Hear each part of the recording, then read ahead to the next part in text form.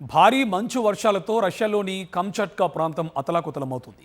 శక్తివంతమైన శీతాకాల తుఫాను వల్ల భారీగా వాహనాలు రహదారులు రద్దీగా మారాయి. ఇల్లు పూర్తిగా మంచులో కూరుకుపోయాయి.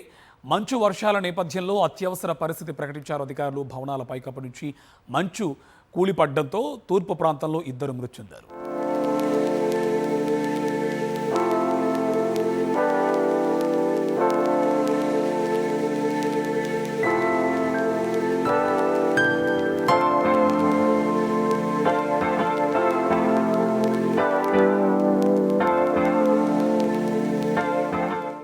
కొన్ని రోజులుగా నిరంతరంగా కురుస్తున్న మంచు వర్షం కారణంగా కమ్చట్కాలో జనజీవనం పూర్తిగా స్తంభించిపోయింది.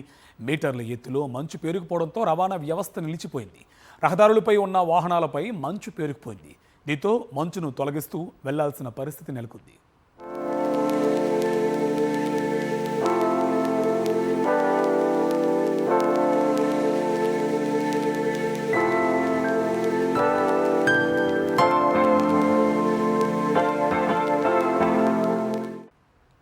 సెకనుకు 20 నుంచి 30 మీటర్ల వేగంతో తూర్పు దిశ నుంచి గాలులు వీస్తున్నాయి. దీంతో ఉష్ణోగ్రతలు 0 నుంచి 2 డిగ్రీల సెల్సియస్ మధ్య నమోదవుతున్నాయి. ఎత్తైన అపార్ట్మెంట్లు 2వ అంతస్తు వరకు మంచు పెరిగిపోయింది. కమ్చట్కాలో పూర్తిగా కప్పుబడ్డ మంచుపై చిన్నపిల్లలు ఆడుకుంటున్నారు. అపార్ట్మెంట్ల పైనుంచి మంచులో దూకుతూ మరికొందరు ఎంజాయ్ చేస్తున్నారు.